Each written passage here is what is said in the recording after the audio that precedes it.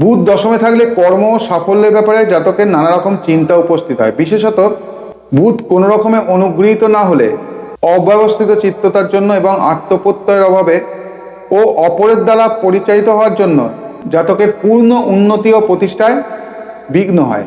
স্বাধীনভাবে কাজের চেয়ে অপরের প্রতিনিধি স্বরূপ অথবা অপরের দ্বারা পরিচালিত হয়ে কাজ করার সম্ভাবনাই তার বেশি।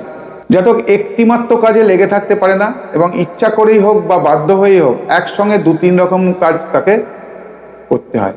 কার্যসিদ্ধির জন্য জাতক কূটবুদ্ধির পরিচয় দিয়ে থাকেন এবং বুধ যদি কোনো রকমে পীড়িত হয় তাহলে অনেক সময় উপার্জনের জন্য তাকে অসৎ উপায় অবলম্বন করতে হয়।